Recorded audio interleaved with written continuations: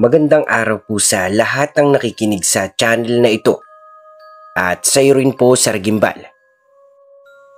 Gusto ko lang pong ibahagi ang aking totoong karanasan na hanggang ngayon ay hindi ko pa rin makalimutan. May mga pangalan po akong binago at may ilang detalye na hindi ko na isinama para maprotektahan ang pagkatao ko.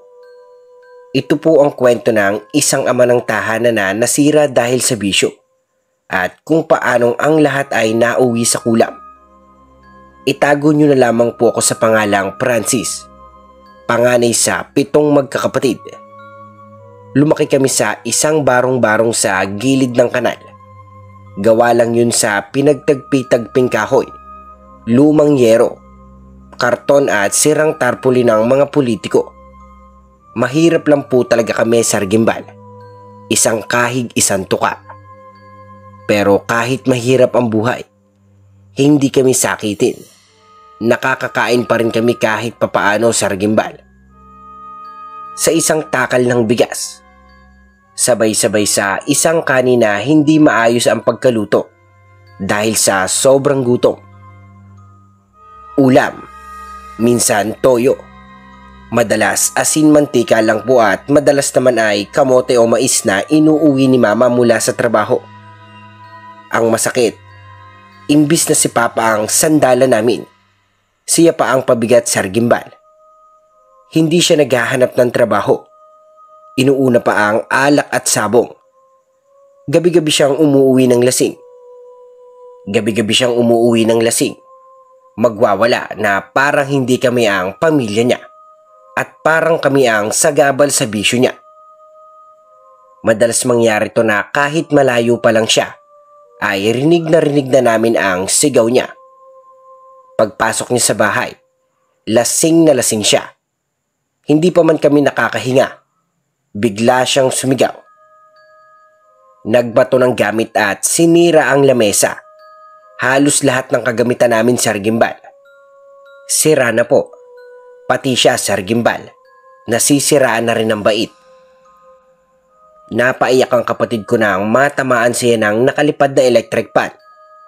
Umiiyak siya habang hawak-hawak ang pisngi niyang may gasgas at dugo. Kaya nilagyan namin agad ng dahon ng bayabas habang si Papa ay natulog sa sopa na lasing pa rin. Kinaumagahan, nakita ni Papa ang sugat sa mukha ng kapatid ko. Pero parang wala lang sa kanya, Sir Gimbal. Parang hindi siya apektado. Hindi man lang siya nagtanong o nag-alala sa kapatid ko at walang kahit anong reaksyon sa mukha niya. Hindi siya humingi ng tawad at wala man lang sorry sa anak niyang nasaktan. Ang ginawa lang niya, Sir Gimbal, ay naghilamos. Nagsindi ng sigarilyo tapos lumabas ng bahay. Wala kang konsyensya. Anak mo yun, Edgar. Pero hindi na siya lumingon at dumiretso uli sa inuman na para bang walang nangyari. Gabi na naman at gaya ng dati, nagsimula na ang sigawan.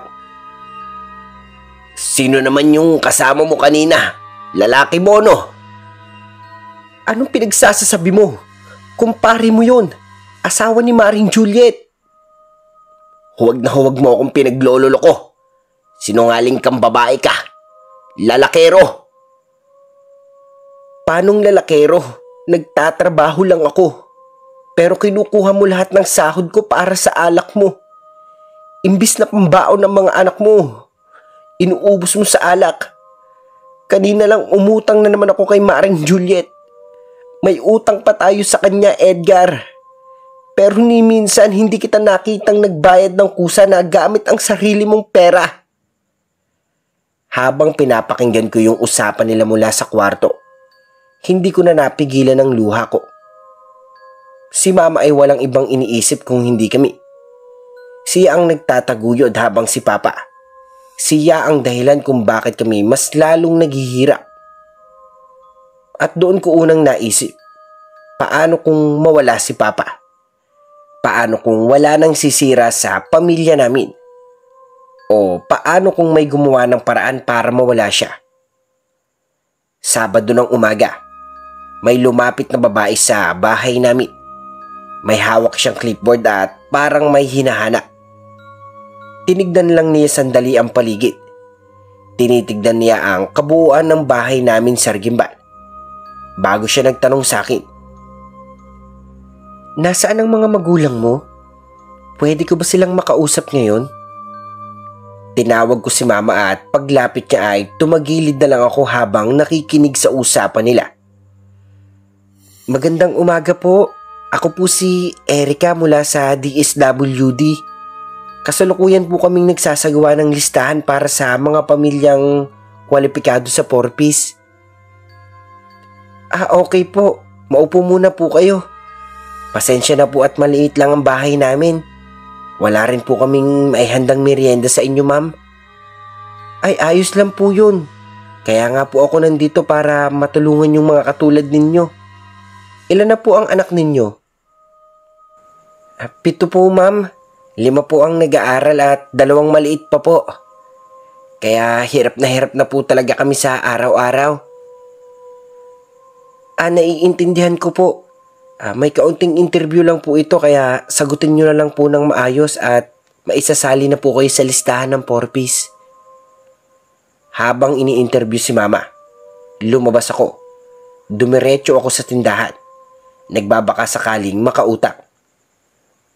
"Tao po, Aling Maria, pwede po bang umutang kahit kalahating kilo ng bigas at 3 itlog? Babayaran po namin sa katapusan." "Hay nako, ayan na naman kayo. Uutang pero hindi nagbabayad sa oras. Tambak na utang nyo sa listahan ko. Kaya imbis na bago kayo umutang ay magbayad muna kayo." "Sa katapusan po talaga, Aling Maria. Wala po kasi kaming kakainin mamayang tanghalian. Gutom na po ang mga kapatid ko. Lalo na't hindi pa rin po kami naggabihan kagabi." "Tigilan mo nga ako, Francis. Hindi mo na ako maloloko sa mga paawa mo. Palagi nyo lang sinasabing katapusan. Anong katapusan ba ha? Katapusan ng mundo. Wala kang mauutang ngayon kaya umalis ka na." Kita ko na sa mukha niya na malapit na siyang magalit sa Gimbal. Kaya umalis na lang ako. Dumiretso ako sa kabilang tindahan. Pero pareho lang pala na may utang din kami ron. Naalala ko, baka may bote sa pinag-iinuman ni Papa sa kabilang kanto. Doon ko naisipang pumunta. Ayun, 9 na bote ng gin ang nakuha ko. Konti na lang at makakabili na ako ng bigas nito.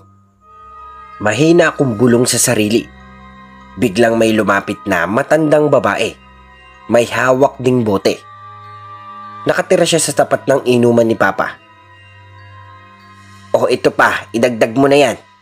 Saka ikaw ba ang anak ni Edgar?" Opo. Bakit po?" "Hay nako, anong gagawin mo sa mga bote na yan? Ba't ka namumulot?" Wala po kasi kaming pambili ng bigas at ulam. Ayaw na rin kami pautangin ng tindahan kaya ibebenta ko po sana tong mga bote para may pambili po kami ng makakain." "Ganun ba? Madalas ko ngang makita yang si Edgar na sagot ang alak dito. Siya pa ang nagyayayang manlibre ng sopa sa bayan pagkatapos mag-inuman." Natigilan ako. Hindi man diretsong sinabi. Alam ko na, Sir Gimbal, na ang pinambili niya ng alak ay perang pinaghirapan ni Mama. Aalis na sana ako nang muling magsalita ang matandang babae. "Halika, samahan mo ako sa bahay at kumuha ka ng natirang pritong isda namin ng asawa ko. Marami pa yun at wala na rin kakain." Kinuha ko ang isda at nagpasalamat. Habang papalis ako, napatingin ako sa gilid ng bahay nila. Medyo malayo. May isa pang bahay doon na mukha siyang luma at nakakatakot. Gawa ito sa itim na kahoy. Hindi dahil pinunturahan, kundi parang sinunog ang ilan sa part nito.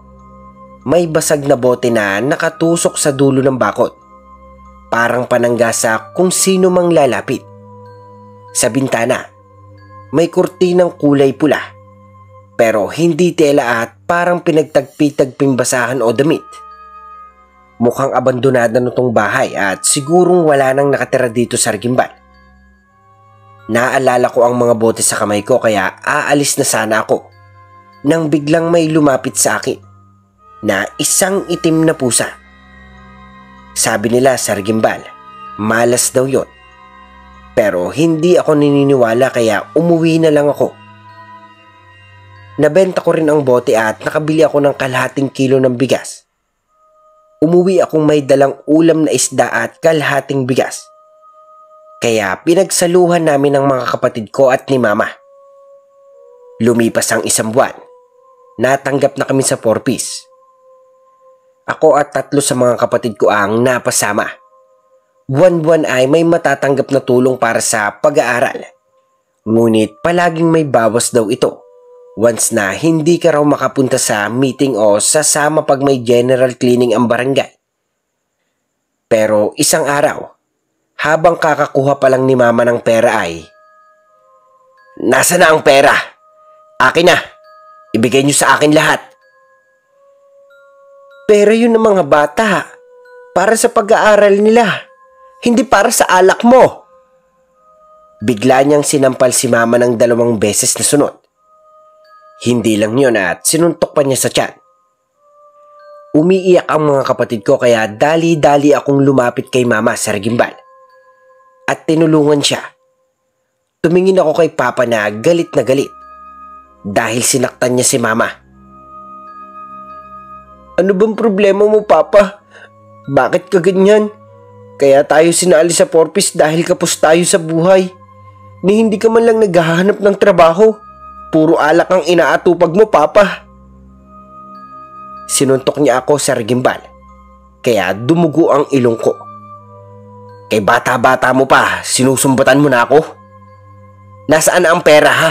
Akin yun."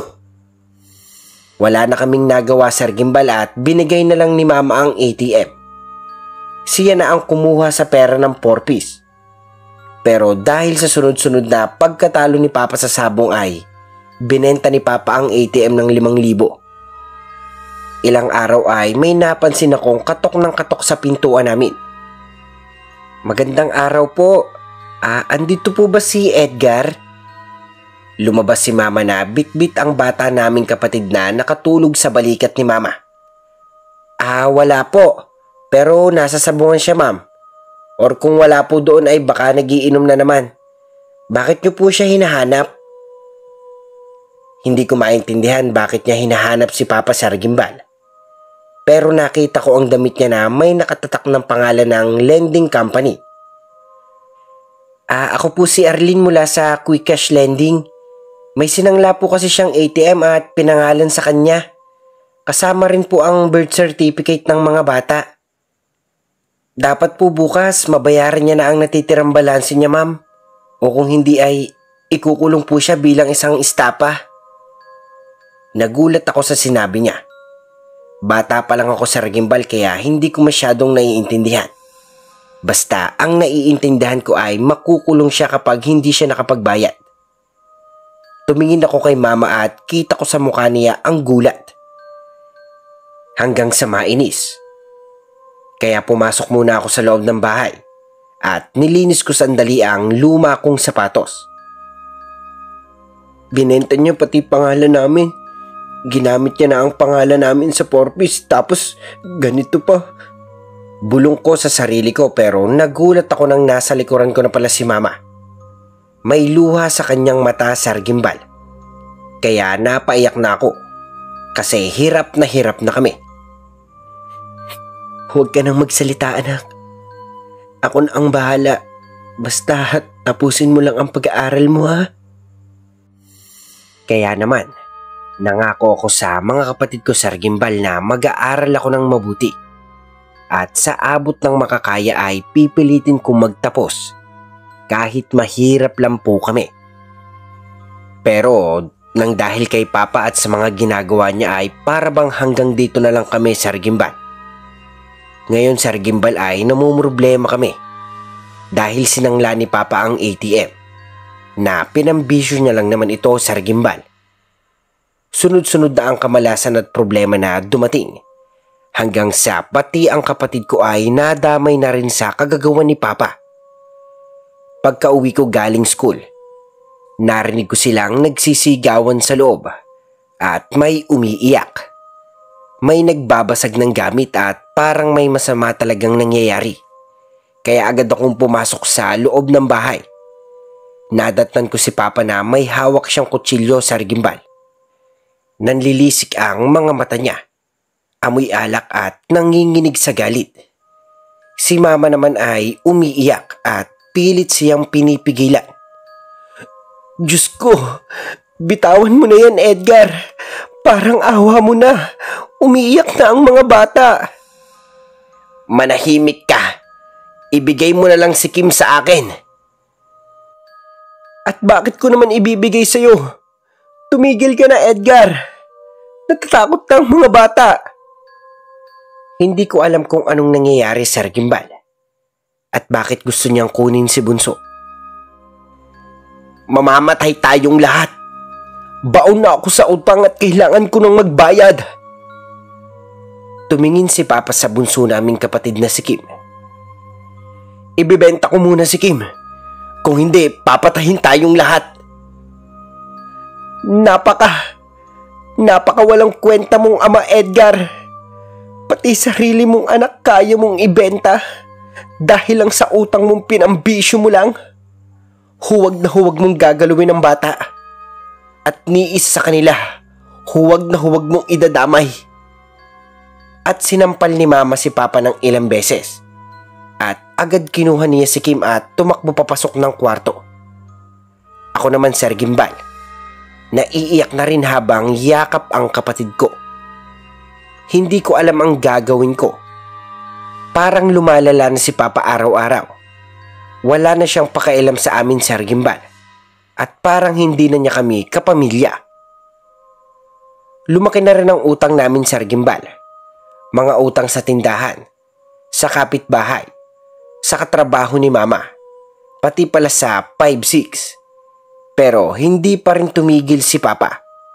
Hanggang sa isang araw, sinuwerte si Papa at nanalo siya sa wedding na doble ang taya niya. Akala ko magbabago na ang lahat. Akala ko babayaran na niya lahat ng utang. Makakabili na kami ng bigas at makakatikim na rin kami ng masarap na ulam kahit minsan lang. Nabawasan niya ang utang. Pero hindi rin nagtagal. Lahat ng pera naubos sa bisyo.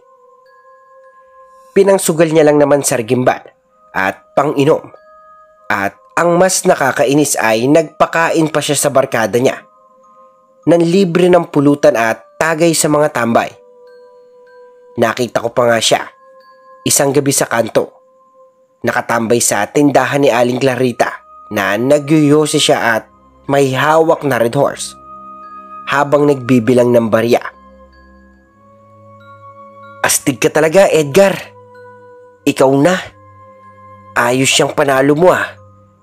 Big time ka na. Ha. Ito na ang swerte ko, pare. Akala nila bagsak na ako. Pero tignan mo naman ngayon, oh, jackpot. Anong plano mo sa natira? Baka pwede pa tayong mag-isang round dyan, pare. Abay, syempre. Saan ba mapupunta to kundi sa tropa? Bahala na si Batman sa ibang utang. Baka manalo pa ako bukas. Nagkatinginan lang ang mga kapitbahay habang dumadaan. Yung iba, umiiling na lang. At yung iba, napamura sa inis. Kinagabihan, umuwi si Papa na lasing. Dumating ng halos alas 12 ng gabi.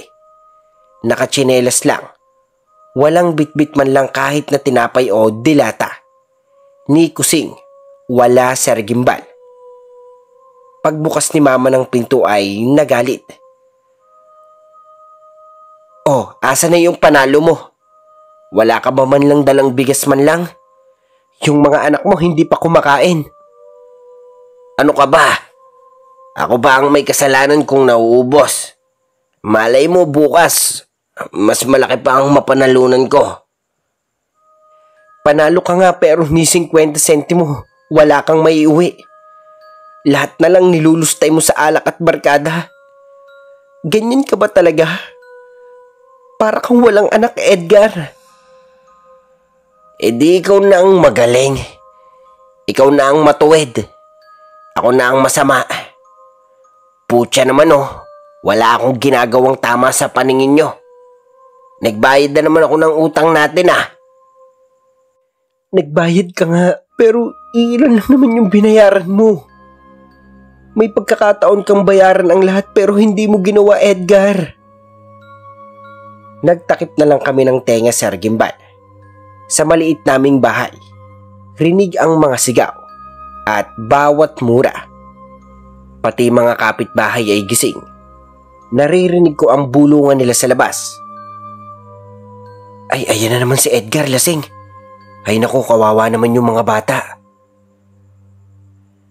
Pero si Papa, wala siyang pake na kung gaano kabilis dumating ang swerte. Ganun rin kabilis niya itong ibinaon sa wala. At sa lahat ng pagkakataong yon, ni minsan, hindi niya kami naisip. Kinagabihan uli, Sir Gimbal. Dumating siya na lasing na naman. May sugat sa kaliwang braso at pawis na pawis at amoy kalye siya. Putya namang buhay to. Gutom na ako. Wala na naman tayong pang-ulam. Anong klaseng ina ka? Tumingin ako kay Mama at kita ko sa mukha niya ang matinding pagod. Halos hindi na siya natutulog kakatrabaho at pagtitinda ng mais at kamote. Maglalabas sa ibang bahay. Anong klaseng ina? Anong klaseng ama ka? Binenta mo ang ATM ng mga anak mo. Pati birth certificate nila. Para saan? Sa sabong? Sa alak? Tapos ngayon gusto mong ibenta si Kim? Wala kang kwentang ama, Edgar. Huwag mong idamay ang mga anak mo sa kalokohan mo. Anong klaseng ama? At least ako may ginagawa. Nabawasan ang utang natin. Ikaw, anong silbi mo dito? Ang kapal ng mukha mo. Ako ang nagtatrabaho para may makain tayo. Ako ang nagpapakaama at ina sa mga anak mo habang ikaw, palamunin, lasinggero at sugarol. Dahil sa iyo naging ganito ang buhay natin. Bigla niyang sinampal si Mama ng malakas. Napatigil ako, Sir Gimbal, at parang nanlambot ang tuhod ko sa takot. Si Mama, hindi na lumaban at tumulo lang ang luha niya habang hawak ang pisngi niyang namumula. Hindi na ito ang tatay na kilala ko, Sir Gimbal. Parang nilamon na siya ng bisyo. Nagalit si Mama pero hinayaan na lamang ito. Maya-maya naligo siya. At pagkatapos ay pumunta siya sa tindahan para bumili ng gatas. Nilagay niya muna ang pera sa upuan, malapit sa pintuan. Pero pagkatapos lang niyang maligo, Sir Gimbal, ay wala na iyon. Walang ibang tao sa bahay, maliban sa mga bata. At missing na naman si Papa. Sa galit ni Mama, agad siyang naglakad papunta sa kabilang kanto na palaging pinag-iinuman ni Papa. Sinundan ko si Mama, Sir Gimbal, lalo na't gabing-gabi na. At nung nakarating na ako ay nakita ni Mama si Papa na nakaupo sa lamesa. May bagong bote ng gin. Sa harap, may yosi sa gilid. At tumatawa kasama ang kainuman niya. Hindi na nakapagpigil si Mama at agad siyang lumapit at sinampal si Papa sa gitna ng mga kainuman niya. Ayan ka na naman, Edgar. Saan mo na naman kinuha yung pambili ng gin? Pera ko yan, bakit? Edgar, wala kang sariling pera. Nawawala yung pambili ko ng gatas. At alam ko na ikaw na naman ang kumuha. Imbis na gatas ng anak mo, alak na naman ang inuuna mo. Di umutang ka muna sa tindahan. Ayoko kasing nabibitin sa alak Bitin na ako kagabi pa. Halos maiyak na si Mama sa inis, Sir Gimbal. At kami, hindi mo man lang iniisip ang mga anak mong umiiyak sa bahay. Kailangan ng gatas si Edgar. Gatas, hindi gin. Saka bakit ka pa nang bibitin palagi ka namang lasing? Di padidehin mo ng tubig. Ganon din yun. Huwag mo akong sigawan dito ha. Nakakahiya. Ngayon ka pa nahihiyang lasinggero ka? Hindi ka nga nahihiyang mangupit sa sarili mong pamilya? Nakatunga nga lang ang mga kainuman ni Papa. At ang iba ay pinipigilan ng tawa. Ang iba naman ay iniilaga ng tingin ni Mama, Sir Gimbal. Biglang umuwi si Mama. Galit na galit. Hindi na siya nakabili ng gatas. Pagkarating sa bahay, naabutan niyang umiiyak ang bunso kong kapatid sa gutom. Tubig lang ang pinainom ni Mama at tubig na halos ikasuka ng bata sa sobrang wala ng laman ng tiyan. Ubus na po kasi ang gatas ni Mama, Sir Gimbal. Kaya kahit pilitin niya, wala na talagang lumalabas. Marami po kasi kami. Siguro ganun na lang ang pagkaubos ng gatas niya. Lumipas ang mga taon. High school na ako. Pinapaaral ako ng isa sa mga kapatid ni Papa. Pero may kapalit. At tuwing hapon, pagkatapos ng klase, maglilinis ako ng bahay. Magpapakain ng mga alaga nilang baboy. Maghuhugas ng plato at maglalaba. Lahat. Uuwi ako ng alas 9 ng gabi, Sir Gimbal. Naiintindihan ko po, Sir Gimbal, na wala na halos libre ngayon. Pero hindi ko ring maiwasang masaktan. Ang trato nila sa akin ay parang katulong, hindi pamangkin.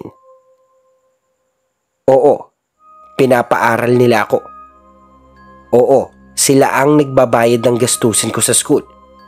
At sa kabila ng lahat, Sir Gimbal, si Papa at ang kapatid niya, magkaaway pa rin hanggang ngayon. Habang naghuhugas ako ng pinggan, narinig kong sumisigaw si Tita. Hindi ko alam kung sino ang kausap niya kaya lumapit ako. Pagsabihan mo nga yung Papa mo, wala na ngang naitutulong, puro sakit pa ng ulo ang dulot. Nag-oo na lang ako, Sir Gimbal. Lalo na totoo naman ang sinasabi niya.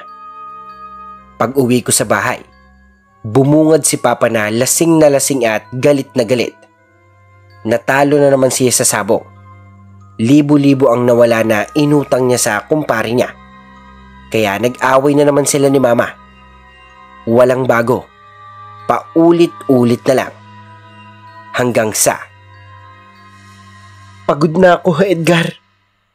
Wala nang patutunguhan ng buhay na to.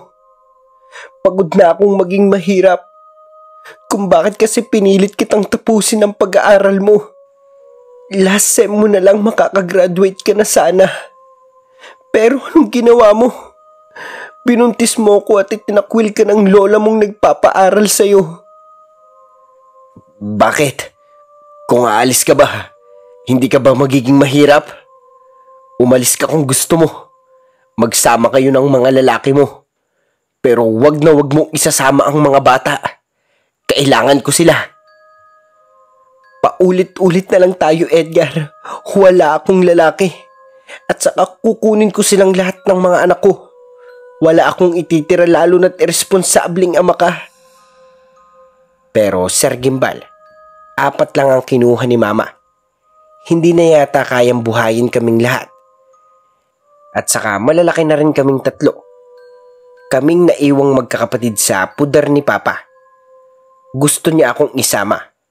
Pero bilang panganay, alam kong tungkulin kong alagaan ang mga natira. At lalo na't wala kaming maaasahan kay Papa. Dumating ang card day sa school. Alam kong walang darating sa akin. Hindi sa pagmamayabang pero nasa top 10 ako, Sir Gimbal.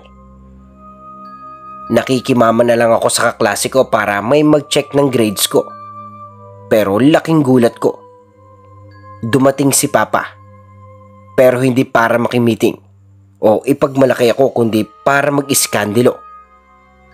Sobrang lasing kasi niya, Sir Gimbal.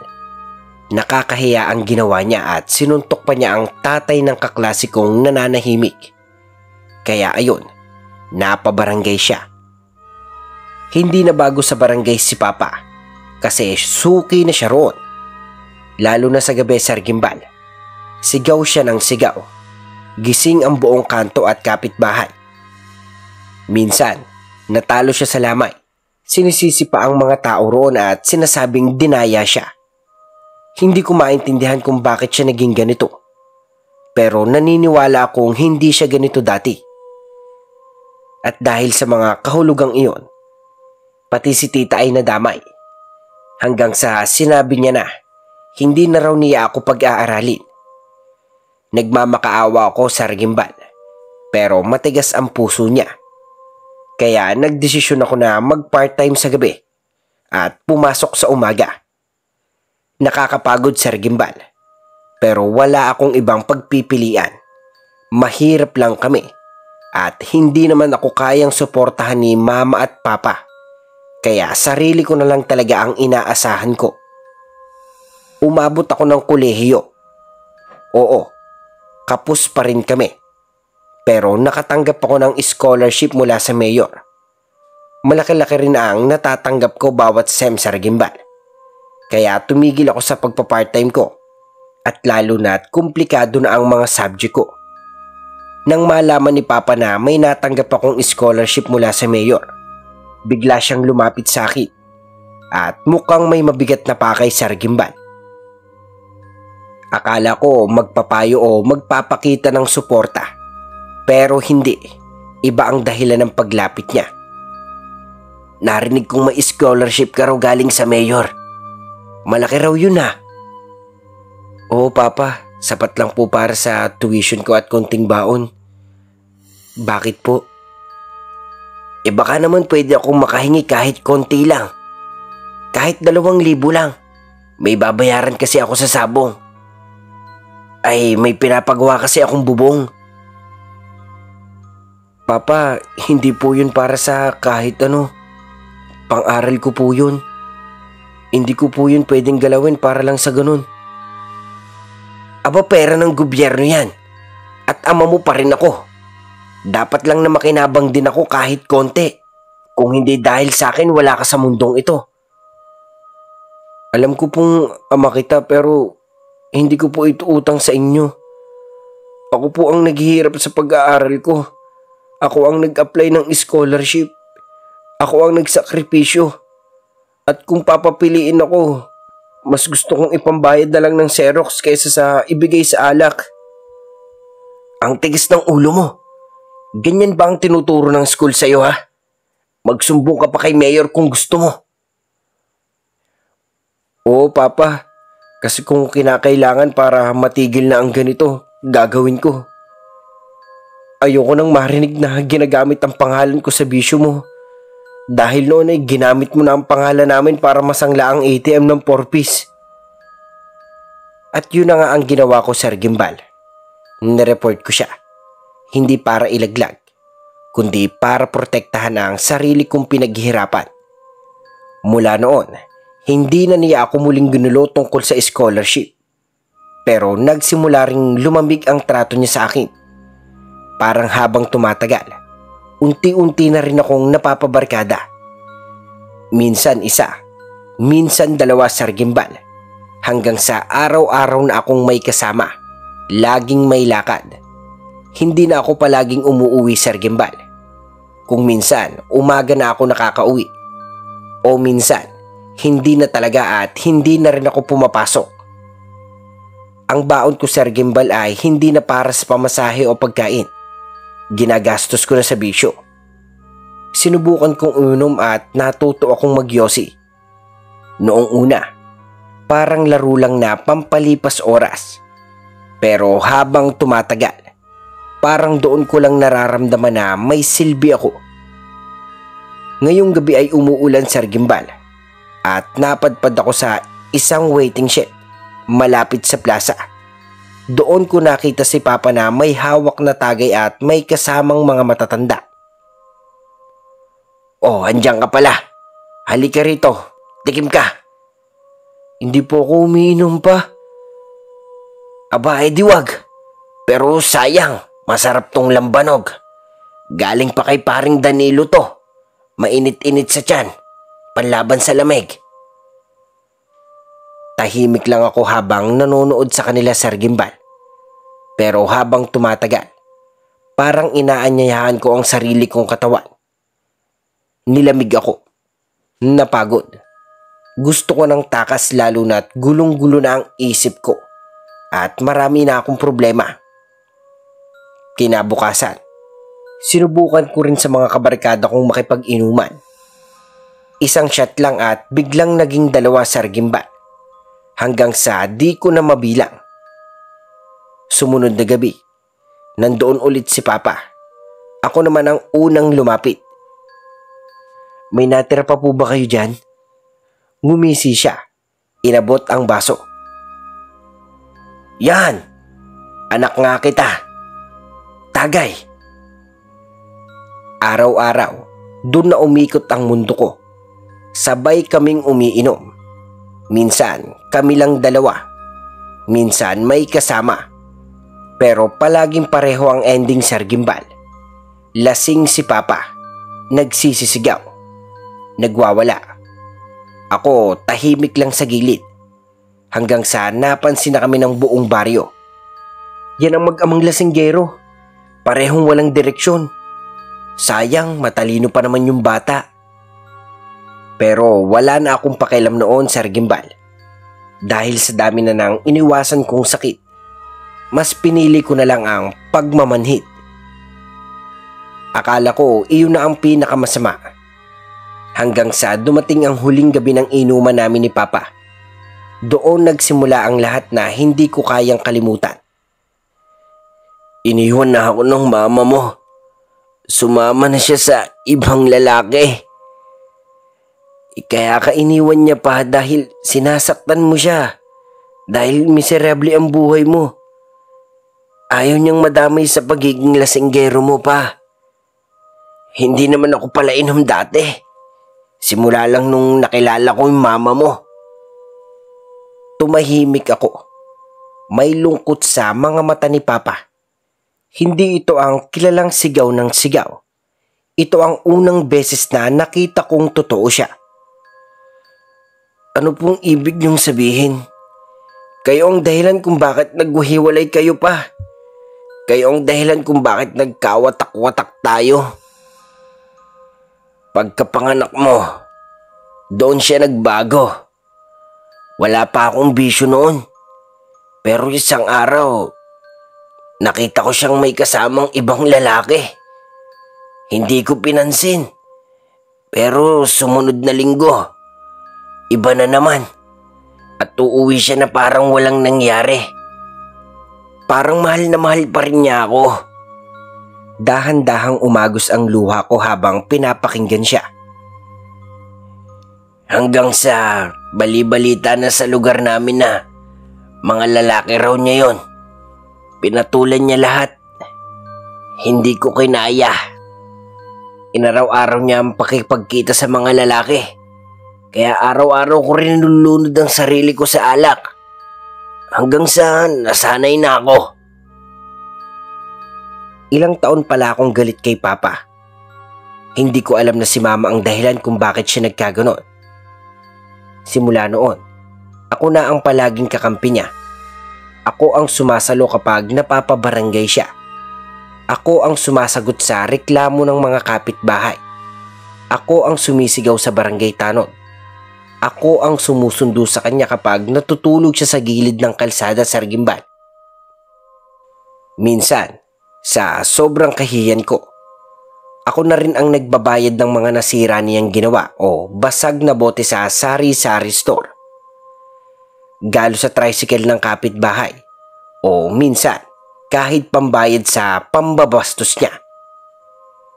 Pero kahit ganon, hindi ako lumayo. Hindi ako bumitaw, Sir Gimbal. Ang masakit, habang tumatagal, unti-unti ko nang hindi alam kung ako pa ba yung anak o ako na rin ang kopya. Kasi dumating na sa puntong ako na rin ang napapabarangay. Nag-aaway kami ng mga kalaro ng kapatid ko. Nakikipaghamunan ako sa basketball court. Kapag tinalo kami, nakikigulo ako sa mga lamay at piyesta. At madalas, Sir Gimbal, ay ako ang nauunang lasing sa tropa. Kapag may paliga, lagi akong nandun, hindi para manood, kundi para uminom. Kapag may nagbabatian sa kalsada, akala mo respeto pero ramdam ko sa tono nila ang pang-aasar. Oh, andyan na naman yung mag-ama. Hahanap na naman ng away yan. Patay na naman ang gabi. Lasing na naman yung anak ni Edgar. Hanggang sa nakalimutan ko na talaga ang lahat, Sir Gimbal. Ang mga kapatid kong iniwan sa akin ni Mama. Hindi ko na alam kung kumakain ba sila sa tamang oras, Sir Gimbal. Hindi ko na alam kung may projects pa ba sila sa school o kung may pambaon pa sila. Dati, kahit papaano, nagbibigay ako ng kaunti kay Mama na pang-ulam, kuryente o kahit pamasahe lang para kay Bunso. Pero ngayon, hindi na. Kasi ang baon ko, nauubos sa tagay. Ang overtime ko, nauubos sa sugal. Ang oras ko, nauubos sa mga kaibigang hindi rin alam ang direksyon ng buhay. At si Mama, wala na siyang ibang inaasahan kung hindi ako. Pero ako rin ang pinakaunang tumalikod sa kanya. Dati, pangarap ko pa siyang iahon sa hirap. Pero ngayon, parang ako pa ang humihila sa kanya pababa. Sir Gimbal, hindi ko alam kung kailan ako tuluyang naging si Papa. Pero isang araw, pagharap ko sa salamin ay siya ang nakikita ko. Hindi nga lang mas matanda, kundi mas mapait. Isang araw sa school, palabas ako ng gate nang mapansin ko si Mama. Nakita ko siyang papalapit sa dinaraanan ko at hawak ang kanyang payong. Balisa ang mukha na parang may mabigat sa dibdib. Pilit ko siyang iniiwasan, Sir Gimbal. Pero bago pa ako makaiwas, mabilis niya akong niyakap. Mahigpit yung yakap na may halong takot at lungkot at pagmamakaawa. Hindi ko lang alam kung ano ang uunahin kong maramdaman, Sir Gimbal. Inis, hiya, awa o galit. Lumingon-lingon ako. Baka may makakita. Mga kaklase ko, prop, guard, kahit sino. Nahihiya ako. Pero hindi ko kayang itulak si Mama. Sa kabila ng ingay ng paligid, malinaw kong narinig ang boses niya. Bakit ka nagkakaganyan, anak? Naririnig ko ang usap-usapan sa kanto. Lasinggero ka na raw gaya ng papa mo. Totoo ba yun, Francis? Ano bang problema, anak? Hindi ka na bumibisita. Hindi mo na kinakausap ang mga kapatid mo. Pumunta ka lang ba dito para sabihan ako niyan? O pumunta ka kasi hindi na ako nagbibigay ng pera, Ma? Oo, pumunta ako para doon. Pero hindi lang dahil sa pera, Francis. Pinapabayaan mo na ang mga kapatid mo. Hindi mo na sila kinakamusta. Ang mga bata, hinahanap ka. Si Bunso umiiyak nung isang araw kasi hindi mo siya sinipot sa recognition day niya. Wala kang pakialam, anak. Katulad ka na ng papa mo at unti-unti ka na rin nilalhamon ng bisyo. At ang masakit, ikaw ang inaasahan ko dahil ikaw ang pag-asa ng pamilya, anak. Napalunok ako at nanlamig ang katawan ko, Sir Gimbal. Parang napahiya ako sa lahat ng mga taong dumadaan. Pero mas matindi pa roon ang pagkabasag ng loob ko. Hindi ko alam ang isasagot at wala akong maisip kasi alam kong totoong lahat ng sinasabi niya. Imbis na magsalita, umalis na lang ako. Hindi na ako lumingon sa kanya at nilaksan ang lakad ko. Pakunwaring matapang, Sir Gimbal. Pero sa loob-loob ko, parang may sumasakal sa dibdib ko.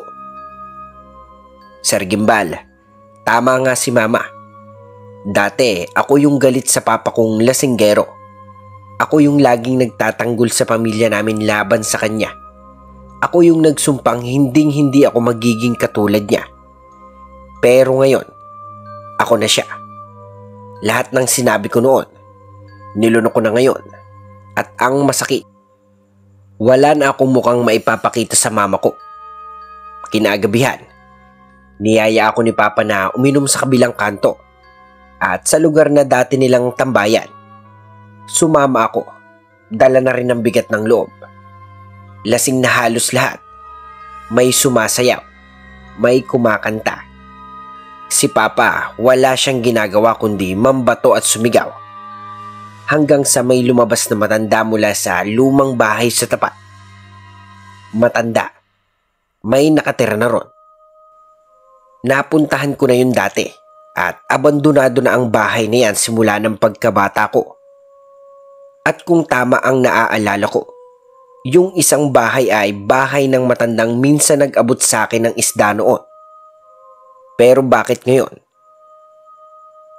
Ang daming gumugulo sa isip ko, Sir Gimbal. Kaya tinanong ko ang mga kainuman ni Papa. Kuya, nasan po pala yung matandang nakatira dyan dati? Sabay turo ko sa bahay na yun, Sir Gimbal. Ha? Pinagsasasabi mo? Matagal nang patay yung mag-asawang nakatira dyan. Wala nang tao riyan. Kinalabutan ako, Sir Gimbal. Malinaw na malinaw sa akin na may matandang lumabas doon kanina lang. Oo, nakainom ako. Pero hindi ako lasing para hindi makakilala ng multo. Binara ko na lang sa isip ko at nakipagkwentuhan ulit sa iba. Si Papa halos mawala sa sarili. Muntik na nga akong tamaan ng bote na hinagis niya. Pero napansin kong sa direksyon ng lumang bahay siya nakatingin. Papa, tama na. Ilang beses mo na natamaan yung bahay na yan. Nagalit tuloy ang matanda, kaya lumabas siya.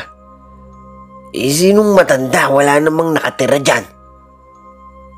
Nagkatawanan sila tapos biglang nagsalita ang isa sa mga kainuman. Pare, baka minumulto ng matanda yan. Hala ka. Minumulto ka na siguro. Tawanan ulit pero bigla ang tumahimik ang isa. May nakatira talaga dyan, pero gabi lang siya lumalabas. Usap-usapan, may mag-ina raw na mangkukulam na nandyan ngayon. Ha? Imposible yun. Ano sila, aswang? Patawa ko yung sinabi pero totoo. Kinilabutan ako. Dahil kung totoo ang sinasabi, Sir Gimbal, baka hindi lang si Papa ang minumulto. O baka may mas malalim pa. Kinabukasan, sobrang sakit ng katawan ko. A-absent sana ako pero nakita kong may sunod-sunod na miss call galing sa school. Nagmamakaawa ako sa principal at kay mayor na huwag alis ng scholarship ko. Sa awa ng Diyos, pinayagan nila ako. Basta mangako akong magbabago ako. At mula noon, talagang iniwasan ko na ang alak. Iniwan ko na ang barkada at nagsimulang bumalik ang sigla ko. Isang araw nagulat ako sa ginawa ni Papa at nainis ako sa kanya. Papa, bakit mo naman binenta ang cellphone ko? Para cellphone lang, bumili ka ng bago. May pera ka naman dyan, di ba? Pwede ba bigyan mo na rin ako kahit 3,000 lang? Naubos ang pasensya ko kaya umalis ako at pumunta kina Mama. Doon ko na lang ibinuhos ang sama ng loob ko. Doon ko rin nalaman na ang dalawang kapatid ko sa bahay ay tumigil na ng pag-aaral. Yung isa nasa Maynila na nagtatrabaho, habang yung isa kinuha na ng tita ko. Isang madaling araw, nagising ako sa gulo sa labas. Si Papa nakikipagsigawan na naman. Putya pre, kaya ayaw kitang pautangin eh. Hindi ka nagbabayad. Kung makipagpustahan ka parang sigurado kang panalo ka. Babayaran din kita. Maghintay ka lang. Pagkaalis ng kausap niya, lumapit siya sa akin na parang walang nangyari. Pwede ba tulungan mo muna ako ngayon, anak? Kung hindi mo ako kayang bigyan ng pera, mag-advance ka na lang sa scholarship mo para may pangbayad ako. Sir Gimbal, hindi ko na alam kung ano pang gagawin ko. Hindi na ito dahil sa kulam at hindi na ito dahil sa multo. Si Papa ay tuluyan ang nasira ng alak ng pagkatao ng pagiging pabigat. At habang pinagmamasdan ko siyang naglalakad palayo, iniisip ko kung hanggang kailan ako magpapasa ng kasalanan na hindi naman sa akin. At isang gabi, habang inaayos ko ang laman ng bag ko, isa-isang inalis ang mga papel, notebook. Bigla kong narinig ang boses ni Papa. Hindi na ako nabigla sa sigaw niya, Sir Gimbal, dahil sanay na ako. Kapag lasing siya, palagi siyang sumisigaw. Minsan, inaaway si Mama. Minsan, sumisigaw mag-isa sa dilim. Pero ngayon, iba. Iba ang sigaw niya, Sir Gimbal. May takot at nakakakilabot po. Tumayo ako at lumabas ng kwarto. Pero hindi ko na kinailangang tumayo. Paglingon ko, nandoon siya nakatayo sa gilid ng kama ko. Pawis na pawis kahit malamig. Tila ba binabaha ng kaba ang buong katawan ko, Sir Gimbal. Namumutla ang mukha niya. At ang mga mata niya ay parang bata na may nakita siyang hindi ko nakikita. Nanginginig pa ang mga boses nang bumulong siya sa akin. Francis, may nakasunod sa akin. Hindi ito normal. Hindi tao. Tulungan mo ko, anak. Napaatras ako. Hindi ko alam kung ano ang mas kinakatakutan ko, Sir Gimbal. Ang itsura ni Papa o ang sinasabi niya. Tinignan ko siya at nanginginig ang mga kamay niya. Para siyang may sinasapo sa batok niya. Paulit-ulit siyang lumilingon sa may pintuan, sa kisame, sa bintana. May mata sa dilim. Sinusundan ako kahit saan. Kahit nakapikit ako, nakikita ko pa rin siya, Francis. Tulungan mo naman ako. Kung may nagawa ako, patawarin mo ako, pero ayoko pumamatay. Hindi kaagad ako nakapagsalita. Nanigas ang katawan ko. Ang mga salitang binitawan niya at ang tono, ang takot, ang panginginig ng boses ay parang may malamig na hangin na dumaan sa bato ko, Sir Gimbal. Hindi ganun kahina si Papa. Pero nagulat ako ngayon na siyang takot na takot. Sa isang iglap, nakita ko siyang napalhod, Sir Gimbal, at hawak ang kanyang ulo. Nanginginig na parang sinasapian at ang huli niyang sinabi bago siya tumahimik ay bumulong siya na parang may kinakausap, pero hindi ako. Umalis ka. Umalis ka na. Huwag mo akong dalhin dyan. Huwag. Huwag. Sir Gimbal, doon na nagsimula ang lahat. Hindi ko alam kung lasing lang siya o kung may sumusunod nga talaga sa kanya. Pero mula noon, hindi na ako nakatulog ng mahimbing. Habang tumatagal ay napapansin ko si Papa na nagkakasakit. Bigla na lang siyang mapapatumba kahit hindi naman siya lasing. Unti-unting lumaki ang tiyan niya, Sir Gimbal. Kaya dinala namin siya sa ospital. Walang bayad ang check-up sa ospital kaya pabalik-balik kami roon. Pero wala raw mahanap na sakit. Pag-uwi namin, lalong lumala ang kondisyon ni Papa. Hindi siya makatulog ng maayos at hirap na hirap siyang huminga. Huwag mo na akong bantayan, anak. Umabsent ka pa sa school para lang sa akin. Nagulat ako sa sinabi niya, Sir Gimbal. Ngayon lang siya nagpakita ng malasakit sa pag-aaral ko. Okay lang yun pa. May intindihan naman nila ako. Lalo na't palala ng palala ang sakit mo. Usap-usapan dito sa barangay. Baka kaya lumaki ang tiyan ni Papa ay dahil sa alak. Sinasabi ng iba na karma raw niya ito. Oo, Sir Gimbal. Masama si Papa noon at lasinggero. Walang kwenta kung tutuusin bilang ama. Saksi ako noon, pero sa ngayon, hindi na kailangan pang ulit-ulitin ng mga tao ang kasalanan niya, lalo na't naghihingalo na siya. Kaya muli ko siyang dinala sa ospital at tinawagan ko si mama. Pero ayaw niyang pumunta. Kami na lang ng mga kapatid ko ang sumama. Tulala si papa. Mayat maya. Iniaabot niya ang kamay niya na parang may kinakausap pero wala naman kaming nakikita. Hindi ko alam kung epekto ba yun ng mga gamot o nababaliw na siya. Ayon sa mga doktor sa Argimbal, simpleng stress lang daw ang dahilan. Bawal na raw sa kanya ang sigarilyo, alak o kahit anong nakakasama sa katawan. Tumigil sa papa sa pag-inom, pero lalo pang lumaki ang tiyan niya. Parang buntis ng 9 na buwan. Minsan sumusuka siya ng mga insekto at mga buhay na gamo-gamo at putakte sa Argimbal. Paulit-ulit ang pagsuka. Parang may gustong lumabas sa loob niya. Isang gabi, nakita ko siyang dumuduwal habang tulog. Nang pagmasdan ko, may lumabos sa ilong niya na isang mahabang hibla ng parang buhok ng babae na itim. Basa ito at mabaho. Sunod-sunod na ang kababalaghan na nangyari kay Papa sa Argimbal. Ilang buwan na kami sa ospital, pero hindi pa rin siya gumagaling. Bumagsak ako sa mga subjects ko dahil hindi na ako nakakapasok. Buti na lang at naiintindihan ni Mayor ang sitwasyon at binigyan kami ng kaunting pera. Galit ako kay Papa simula pagkabata ko sa Argimbal. Pero ngayon, awa na ang nangingibabaw. Ama ko pa rin siya, kaya ako na lang ang nag-aalaga sa kanya. Isang madaling araw, bigla siyang sumigaw. Napaaray siya sa sakit. Tumakbo ako sa tulugan niya at nakita ko mismo na itim ang mga mata niya. Tumigas ang katawan niya kaya hinawakan ko ang kamay niya. Takot na takot ako sa Argimbal. Pero wala akong magawa kundi hawakan ang kamay niya. Lalo akong natakot nang marinig ko ang sinabi niya na hindi ko maintindihan. Sobrang bilis at parang ibang lingwahe.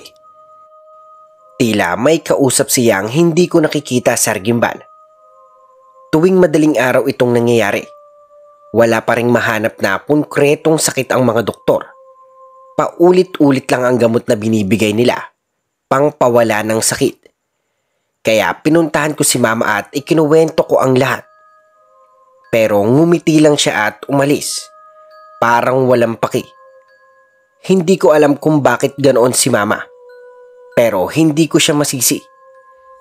Pagka-uwi ko sa Argimbal, nakita ko si Papa na napaliligiran ng insekto. Hindi ito ordinaryong langaw sa Argimbal. Para silang itim na alitaptap na may mapulang mata. At ang iba ay parang may ngipin. Kaya agad akong pumunta sa albularyo. Pagkarating namin, biglang napatumba ang albularyo. Ang lakas niya! Iba't ibang kapangyarihan ang ginamit sa papa mo, iho. Hindi ko agad naintindihan ang ibig niyang sabihin. Pero pinauwi niya kami at sinabihang mag-ingat. Habang pauwi kami, may isang babae na lumapit sa akin. Kawawa naman ang papa mo.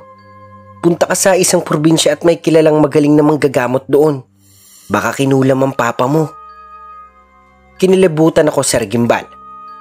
Kulam. Kaya pagkatapos ng 2 araw, bumiyahe kami. 3 bus at 1 tricycle ang sinakyan namin.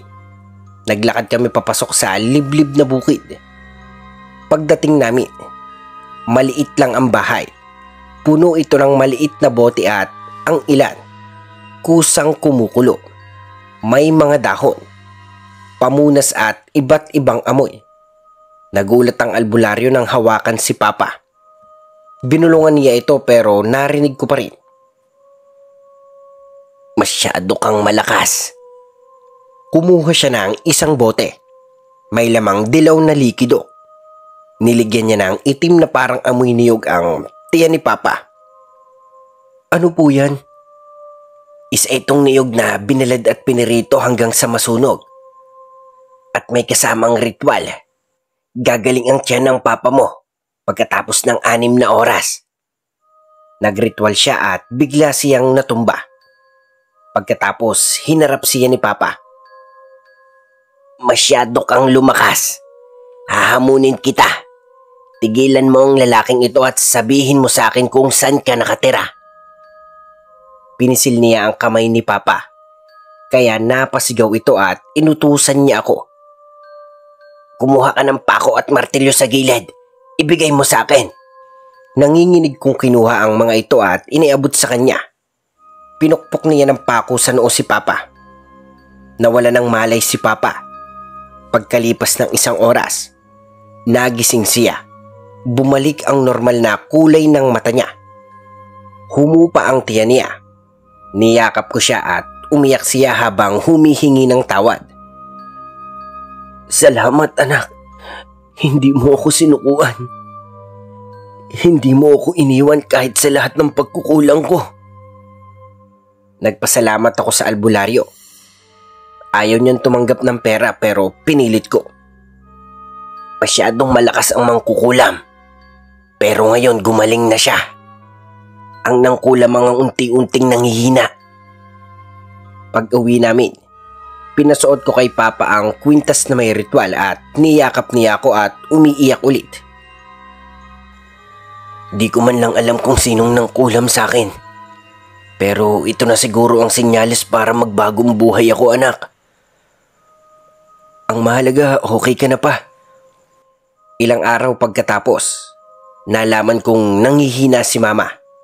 Ayaw niya magpadala sa ospital. At sabi ko baka nakulam rin siya. Pero sinampal niya ako. Pero salamat sa Diyos, gumaling rin si Mama, Sir Gimbal. Nagbago si Papa. Nakahanap siya ng trabaho. Ibinibigay ang sahod sa akin. Pero Sir Gimbal, bumalik na naman siya sa dati. Unti-unti na naman siyang nanghina.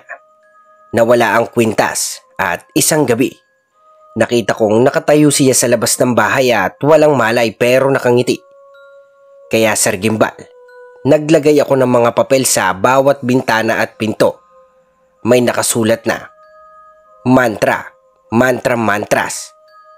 Sa ngayon, tahimik pa ang gabi pero hindi ko alam kung kailan siya magigising. Sana Sir Gimbal, last na to. Akala namin ay tuluyan nang nawala ang kulam sa katawan ni Papa Sir Gimbal. Ilang linggo siyang bumuti at nakakain na.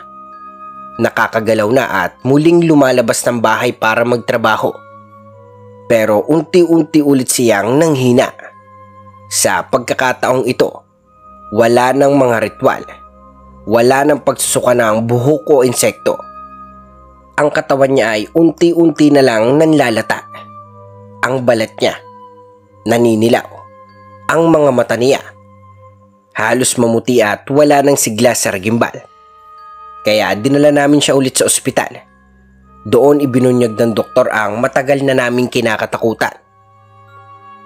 Sir, based sa laboratory test, advanced stage na ang sakit ng tatay mo. Ang diagnosis namin, may liver cirrhosis siya. Matagal na siyang umiinom ng alak, hindi ba?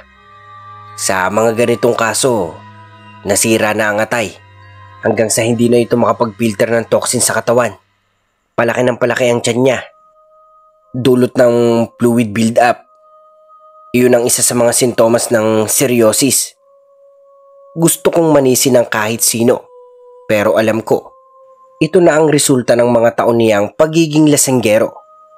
Hindi na ito gawa ng kulam, kundi gawa ng sariling katawan na matagal nang sinasaktan, Sir Gimbal. Araw-araw ay ginagamot si Papa. Tinutusukan ng hose sa tiyan para lang maalis ang tubig.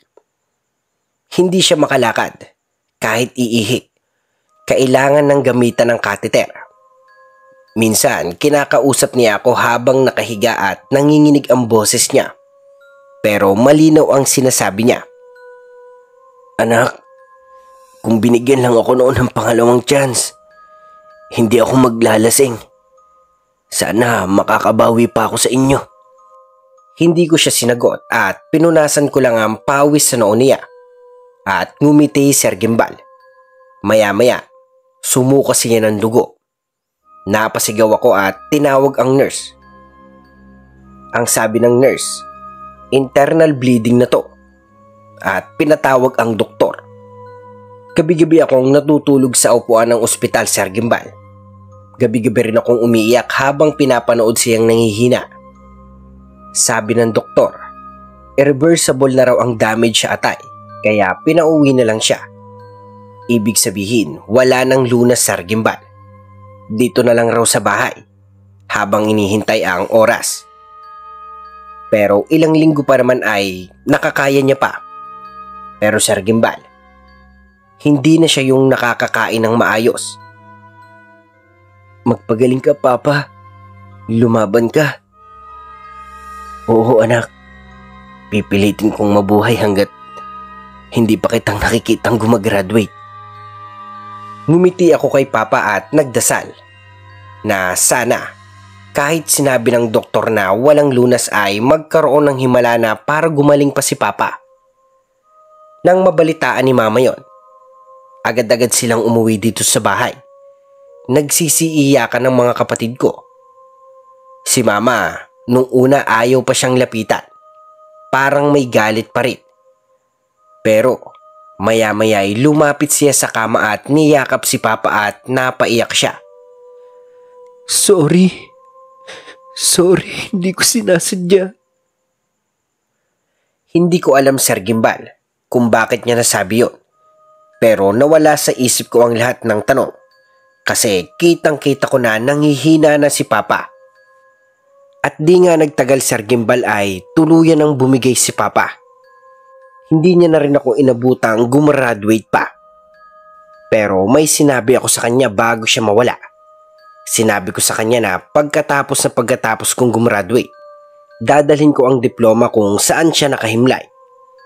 At ginawa ko nga yung Sir Gimbal nang matapos nga akong gumraduate. Sa ngayon po ay may sarili na rin akong pamilya. Pero sinisikap ko pong tulungan makapag-aral yung mga mas nakababata kong kapatid. Maraming salamat po, Sir Gimbal, sa pagbabasa ng kwento nyo. Palagi po kayong mag-iingat at God bless sa channel ninyo. At dito na po nagtatapos ang ating kwento sa ngayon. Dito na po nagtatapos ang ating kwento.